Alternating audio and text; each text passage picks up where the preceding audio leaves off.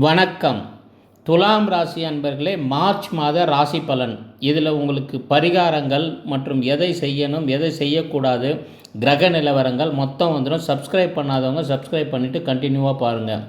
உங்களுக்கு குரு பகவான் சிறப்பான இடத்துல இருக்காருங்க.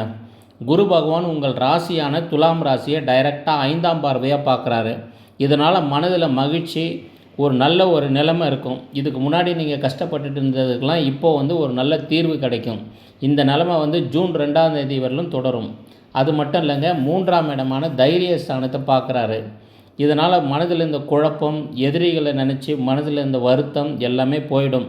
மறைமுக எதிரிகள் மறைந்து ஓடி விடுவார்கள். இது ஒரு விசேஷம். அதுக்கடுத்து உங்களுடைய பூர்வ புண்ணிய ஸ்தானம் சொல்கிற 5ஆம் இடத்தை குரு பகவான் ஸ்ட்ரெயிட்டாக பார்க்குறாருங்க. இது ஒரு விசேஷமான நேரம். இது யாரெல்லாம் குழந்தை பாக்கியம் வேணும்னு நினச்சிட்டு இருக்காங்களோ அவங்களுக்கெல்லாம் இந்த மாதத்தில் குழந்தை பாக்கியம் வர்றதுக்கான வாய்ப்புகள் அதிகமாக உள்ளது. அது மட்டும் இல்லைங்க, இந்த 5ஆம் இடத்துல செவ்வாய் பகவான் உள்ளே போகிறாருங்க, ராகுவோடு சேர்றாரு. இது ஒரு நல்ல அமைப்பு இல்லை. இருந்தாலும் உங்களுக்கு குரு பகவானோட பார்வை இருக்கிறதால பிரச்சனைகள் எதுவும் பெரிதாக வராது. அதனால் நீங்கள் நம்பிக்கையாக இருக்கலாம். உங்களுக்கு சுக்கிர பகவான் ஒரே ஒரு விஷயம் என்னென்னா, கொஞ்சம் நீங்கள் உஷாராக இருக்கணுங்க. ஏன்னு கேட்டிங்கன்னா, உங்களோட ராசிநாதன் ருணரோக சத்ருஸ்தானத்தில் 6ஆம் இடத்துல மறைகிறாரு. ராசிநாதன் மறையிறது அவ்வளோ விசேஷம் கிடையாது. இருந்தாலும் சனீஸ்வரனோட சேர்ந்து அந்த இடத்துல இருக்கார். இதோட பார்வை பலன் உங்களுக்கு நல்லாவே இருக்குங்க. ஏன்னா அவர் சுக்கிர பகவான் உங்கள் ராசிநாதன். அவர் 6ஆம் இடத்துல மறையிறது, 8ஆம் இடத்துல மறையிறதுலாம் விசேஷமாக நான் சொல்ல மாட்டேன். பட் இருந்தாலும் உங்களுக்கு மறைவு ஸ்தானத்தில் 3 கிரகங்கள் இருக்காங்க 6ஆம் இடத்துல. சூரியன், சனி, சுக்கிரன். இந்த மாதிரி இருக்கும்போது என்ன நடக்கும் அப்படின்னு கேட்டிங்கன்னா, கொஞ்சம் மனசு தடுமாட்டம்லாம் இருக்க தான் செய்யும். குரு பகவான் உங்கள் ராசியை பார்த்தாலும் ராசி பகவான் கொஞ்சம் மறையும் போது கொஞ்சம் தடுமாட்டங்கள்லாம் இருக்கும். இதெல்லாம் பார்த்து பயப்பட வேண்டிய அவசியமே கிடையாது. இது ஒரு நார்மலான மேட்ரு. இதை விட நிறைய பிரச்சனைகள் இருக்கிறவங்களாம் உலகத்தில் இருக்காங்க, இல்லாமல் இல்லை. இது ஒரு பொது பலன் தாங்க. உங்கள் ராசியோட ஒரிஜினல் உங்கள் பர்த் சார்ட்டு இதையும் வச்சு பார்த்தா இன்னும் துல்லியமாக வரும். ஆனால் இதில் இருக்க நல்ல விஷயங்கள், பாதுகாப்பாக இருக்க விஷயங்கள், நம்ம சொல்கிற விஷயங்கள் எல்லாமே நடக்கும். அதில் எந்த சந்தேகமும் கிடையாது. சப்ஸ்கிரைப் பண்ணாதவங்க சப்ஸ்கிரைப் பண்ணிக்கிட்டு அப்படியே தொடர்ந்து பாருங்கள். பரிகாரங்களும் சொல்கிறேன் இதுக்கு. சரி, 5ஆம் இடத்துல இந்த மாதிரி எனக்கு கிரகங்கள்லாம் இருக்குதுன்னு சொல்கிறீங்களே சார், ராகு பகவான் இருக்கார், இந்த வருஷம் ஃபுல்லாகவே இருக்க போகிறாரு, நான் என்ன பண்ணுறது அப்படின்னு சொல்லி நீங்கள் பயப்பட வேண்டிய அவசியம் கிடையாதுங்க. செவ்வாய்க்கிழமையில் ராகு காலத்தில் துர்க்கை அம்மன் வழிபாடு பண்ணுங்கள். குழந்தை பாக்கியம் எதிர்பார்த்துருக்கிறவங்களுக்கு இது ரொம்ப முக்கியம். ஏன்னா 5ஆம் இடமான குழந்தை பிறப்பு ஸ்தானத்தில் ராகு பகவான் இருக்கும்போது இது ரொம்ப முக்கியம். இதை பார்த்து கொள்ளுங்கள். இருந்தாலும் பெரிய பயம் இல்லை. ஏன், குரு பகவான் ராகுவை பார்க்கும்போது அவருடைய பவர்லாம் குறைச்சிடுவார். அதனால் பிரச்சனை ஒன்றும் கிடையாது. செவ்வாய் ராகு சேர்ந்துருக்கும் போது தேவையில்லாத மனக்குழப்பங்கள் வேண்டாம். பூர்வீக சொத்து, அப்புறமா பூர்வீகம் சம்மந்தப்பட்டமான ஒரு குலதெய்வ வழிபாடு, இந்த மாதிரியெல்லாம் போகணுன்னா அதை ஒரு பிளான் பண்ணி பண்ணுங்கள். கண்டிப்பாக நடக்கும். அப்புறமா தள்ளி போட்டுக்கிட்டே போகலாமான்னு சொல்லி நடக்கும். இப்போ போகலாம் அப்போ போகலான்னு ஏதாவது ஒரு விஷயம் வரும்.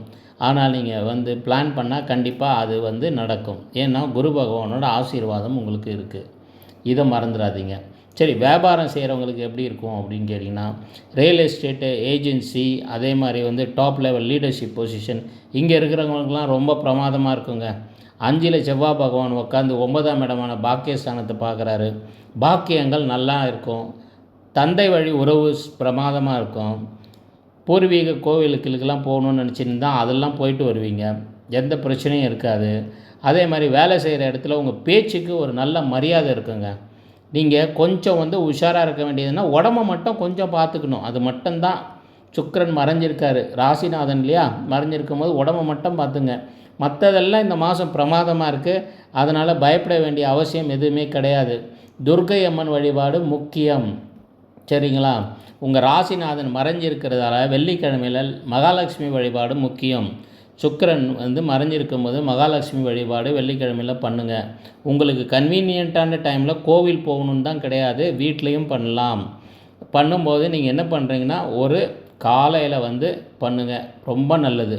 இல்லையா 9 மணி உள்ளே பண்ணிவிடுங்க. இது ஒரு 10 நிமிஷம் வழிபாடு பண்ணுங்கள். உங்களுக்கு எப்படி பிடிக்குமோ அந்த முறையில் நீங்கள் பண்ணலாம். ஏன்னா நீங்கள் வந்து சுக்கிரனுக்கு அதிபதி, துலாம் ராசி, உலகத்தில் இருக்க எல்லா சுகங்களுக்கும் அதிபதி சுக்கிர பகவான். அந்த ராசியில் நீங்கள் பிறந்திருக்கீங்க இல்லையா, துலாம் ராசி. அதனால் உங்கள் ராசிநாதன் மறைவுக்கு வந்து நீங்கள் அதை கொஞ்சம் பூஸ்ட் பண்ணி வச்சுக்கணும். இது ரொம்ப முக்கியம். கவர்மெண்ட்டால் வந்து ஏதாவது பிரச்சனைகள்லாம் இருந்தால் அதெல்லாம் இப்போ முடிஞ்சிடுங்க. எதிரிகள்லாம் ஓடி போயிடுவான், நிற்கவே மாட்டான், எதிர்க்க நிற்கவே பயப்படுவான். கண்ணை பார்த்து பேசுனீங்கன்னா ஓடி போயிடுவான். ஏன்னா ருணரோக சத்ருஸ்தானத்தில் வந்து பார்த்திங்கன்னா சூரிய பகவான் உட்காந்துருக்காரு. யார்? அவரோட பையனோட சனீஸ்வர பகவானோட சேர்ந்து உட்காந்துருக்காங்க. ஸோ இது ஒரு பவர்ஃபுல்லான டைம். விரோதிகள், எதிரிகள், மறைமுக எதிரிகள் எல்லாம் போயிடுவாங்க. இதுவே ஒரு பெரிய விசேஷம் தானேங்க. அப்புறம் என்ன உங்களுக்கு பிரச்சனை? ஒரு பிரச்சனையும் கிடையாது. அதே மாதிரி தன குடும்ப வாக்குஸ்தானாதிபதியான உங்களுடைய 2ஆம் அதிபதி வந்து 5ஆம் இடத்துல உட்கார்றது ரொம்ப ரொம்ப விசேஷம். குடும்பத்தில் நல்ல காரியங்கள்லாம் நடக்கும். ஆனால் சின்ன குழப்பம் வந்து தான் நடக்கும். ஏன்னா ராகு பகவான் அங்கே இருக்கார் இல்லையா. ஆனால் கண்டிப்பாக நல்ல காரியங்கள்லாம் நடக்கும். கொஞ்சம் பிளான் பண்ணி பண்ணணும், வேறு ஒன்றும் கிடையாது. அதுக்கு கொஞ்சம் டைம் ஒதுக்கி இது இப்படி பண்ணணும்னு அந்த ஒரு நல்ல ஃபங்க்ஷன் அது இது வைக்கும்போது சில பேர் வந்து அப்படி இப்படி பேசி எதனா குழப்ப பார்ப்பாங்க. அதெல்லாம் இந்த காதில் வாங்கி அந்த காதில் விட்டுருங்க. இதுதான் இந்த டைமுக்கு ரொம்ப நல்லது. அதை புரிஞ்சுங்க. மற்றபடி குரு பகவான் ஆல்ரெடி உங்களுக்கு பிரமாதமான ஒரு இடத்துல இருந்து, பாக்கியஸ்தானத்தில் இருந்து உங்களுக்கு இந்த ஜூன் 2ஆம் தேதி வரலாம் உங்களுக்கு பார்த்திங்கன்னா ரொம்ப நல்லா இருக்குங்க. எந்த பிரச்சனையும் கிடையாது, உங்களுக்கு பிரமாதமாக இருக்கும். அதே மாதிரி 3ஆம் இடமான முயற்சி ஸ்தானத்தை குரு பார்க்குறதால இந்த டைமில் ஃபாரின் கண்ட்ரீஸ்க்கு வேலை தேடி போகிறவங்க, அதே மாதிரி நம்மளோட இன்டர்நேஷ்னல் ஆடியன்ஸு எல்லாருக்குமே பார்த்திங்கன்னா குரு பகவான் அந்த இடத்துலேருந்து பார்க்குறதால நல்லபடியாக நடக்கும். ஆனால் இந்த மாதத்தில் வந்து நீங்கள் பண்ணக்கூடாதது வந்து ஏதாவது அங்கே ஒரு ப்ராப்பர்ட்டி வாங்கிறது, ஒரு விசா ரினிவல் பண்ணுறது, இந்த பேப்பர் ஒர்க்கெல்லாம் பார்த்திங்கன்னா கொஞ்சம் தள்ளி வைக்கிறது நல்லது முடிந்தால். இல்லைனா நம்ம அந்த சந்திராஷ்டம டேட்டுன்னு கொடுத்துருக்கோம் இல்லையா, அந்த டேட்லேயாவது கொஞ்சம் உஷாராக இருக்கணும். டேட்டில் பரிகாரங்கள் இப்போ சொல்கிறவங்களுக்கு தொடர்ந்து பாருங்கள். சப்ஸ்கிரைப் பண்ணாதவங்க அப்படியே சப்ஸ்கிரைப் பண்ணிக்கிட்டே தொடர்ந்து பாருங்கள். இந்த மாதம் சந்திராஷ்டமம் பார்த்திங்கன்னா உங்களுக்கு 23ஆம் தேதியிலேருந்து 25ஆம் தேதி காலையில் 7:30 வரலாம் இருக்குங்க. இந்த டைமில் நம்ம வழக்கமாக சொல்கிற எச்சரிக்கை தான். சந்திராஷ்டமத்தை பார்த்தெல்லாம் பயப்பட வேண்டிய அவசியமே கிடையாது. அப்படியெல்லாம் 2.5 நாள் வரும், 2.25 நாள் வரும் மாதம். பயப்பட வேண்டியது கிடையாது. ஆனால் உஷாராக இருக்கணும். என்ன உஷாராக இருக்கணும்? பரிகாரங்கள் என்ன ஏதோ சொல்கிறேன் உங்களுக்கு, கேட்டுங்க. அதாவது அந்த நாளில் பதட்டம் அடையக்கூடாது. ஒரு வேலையை பிளான் பண்ணி பண்ணணும். வண்டி வாகனங்களை வேகமாக ஓட்டக்கூடாது. ஒரு பொருளை எடுத்துகிட்டு போனீங்கன்னா எங்கன்னா பயணம் பண்ணிங்கன்னா பத்திரமா அதை கொண்டு வரணும். அது மேலே கொஞ்சம் கேர்ஃபுல்லாக இருக்கணும். முடிஞ்சால் தூர பயணங்களை தவிர்க்கிறது ரொம்ப ரொம்ப நல்லதுங்க. இதை புரிஞ்சுங்க. அடுத்து தூக்கம் சந்திர பகவானுக்கு முக்கியமாக வந்து உடம்பை பார்த்துக்கிறதுக்கு நல்ல தூக்கம் வேணும். 8 மணி நேரம் நல்லா தூங்கிடுங்க. அதே மாதிரி நீங்கள் வந்து நீர் சத்துள்ள பொருட்களை அப்போ எடுத்துக்கணும். உடம்பில் எந்த விதமான சக்தியும் விரயமாகாமல் பார்த்துக்கணும். நீர் சக்தி நிறைய சாப்பிடணும். இவ்வளோ தாங்க சந்திராஷ்டமத்துக்கு. எல்லா மாதத்துக்கும் நீங்கள் ஃபாலோ பண்ணுங்கள். நான் சொல்லிக்கிட்டே தான் இருப்பேன். இதுதான் அதுக்கு பரிகாரங்கள். சரிங்களா? அதாவது மனசை தெளிவாக வச்சுங்க. ரொம்ப குழப்பமாக இருந்தால் ஒரு 10 நிமிஷம் தயவு செஞ்சு மூச்சு பயிற்சி பண்ணுங்கள். பிரமாதமாக இருக்கும் இந்த மாதம். ஒன்றும் பயப்பட வேண்டியதே கிடையாது. 5இல் செவ்வாய், சுக்கிரன் மறைவு, எதிர்பாரா யோகம். இது தாங்க உங்களுக்கு. நீங்கள் இவ்வளோ நாள் எதிர்பாராமல் இருந்திருப்பீங்க சில விஷயங்கள், அதெல்லாம் டக்குன்னு நடக்கும். ஏன்? சுக்கிரன் மறைஞ்சிருந்தாலும் உங்கள் ராசியை குரு பார்க்குறாருங்க. குரு பார்க்க கோடி நன்மை. இது இப்போது இல்லை, ஜூன் 2ஆம் தேதி வரலும் உங்களுக்கு இந்த நல்ல டைம் இருக்குது. மட்டும் புதிய கான்ட்ராக்ட்ஸ்லாம் சைன் பண்ணாதீங்க. அதை பண்ணுறதுனா 1க்கு 2 முறை லீகல் ஒப்பீனியன் பார்த்துங்க. வண்டி, வீடு, வண்டி வாகனம் இதெல்லாம் வாங்கினோன்னா அந்த 2 நாள் தள்ளி வச்சுட்டு பண்ணுறது ரொம்ப விசேஷமாக இருக்குங்க உங்களுக்கு. இல்லை பண்ணி தான் ஆகணும்னா பேப்பர் ஒர்க்கை கரெக்டாக பாருங்கள். ஏன்னா 5ஆம் இடத்துல புதனும் வந்து ரொம்ப வீக்காக இருக்காது இப்போது, புரியுதுங்களா? அதனால் சொல்கிறேன். அதை மட்டும் கொஞ்சம் பார்த்து செய்ய வேண்டியது ரொம்ப ரொம்ப முக்கியங்க. சரி, இல்லத்தரசிகளுக்கெல்லாம் பார்த்தீங்கன்னா ஒரு நல்ல டைமாக தாங்க இருக்கும் இது.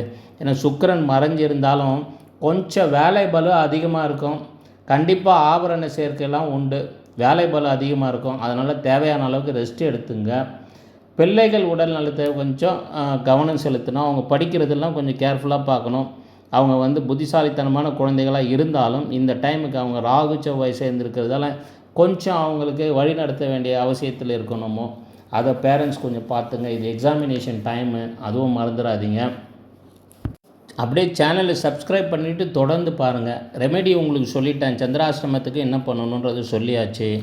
சரி, ராகு பகவானுக்கு என்ன பண்ணணுன்றதும் சொல்லியாச்சு. துர்க்கை அம்மன் வழிபாடு. ராகு பகவான் 5இல் இருக்கும்போது துர்க்கை அம்மன் வழிபாடு முக்கியம். செவ்வாய்க்கிழமையில் எலுமிச்சை முடிஞ்சால் எலுமிச்சம்பழம் தீபம் போட்டு பகவானுக்கு ஒரு வழிபாடு பண்ணுங்கள். துர்க்கை அம்மன் வழிபாடு பண்ணுங்கள்.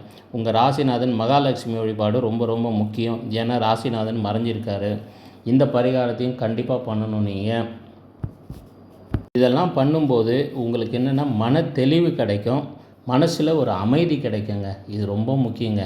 அந்த சந்திராஷ்டமம் டேட்டில் நான் சொன்னதெல்லாம் பண்ணிவிட்டு விநாயகர் வழிபாடு கொஞ்சம் பண்ணுங்கள். சரிங்களா? இதெல்லாம் பண்ணும்போது இந்த மாதம் உங்களுக்கு ரொம்ப பிரமாதமாக இருக்குன்றதில் எந்த சந்தேகமும் உங்களுக்கு வேண்டாம். ஏற்கனவே உங்களுக்கு நல்லா தான் இருக்குது. ஜாதகமும் நல்லா இருந்தால் இன்னும் எல்லாமே டபுள் ஆகும். இது ஒரு பொது பலன் என்பதை மறந்துடாதீங்க. இதில் சொல்கிற விஷயங்களும் உங்கள் ஜாதகமும் பொருந்தி இருந்தால் ரொம்ப பிரமாதமாக நடக்கும். இல்லைனாலும் கோச்சார பலனில் அதுக்கு நடக்க வேண்டிய பலன் கண்டிப்பாக நடக்கும். சேனலை தொடர்ந்து சப்ஸ்கிரைப் பண்ணி பாருங்கள். நான் உங்கள் லியோ எம் சிவராமன். நன்றி, வணக்கம்.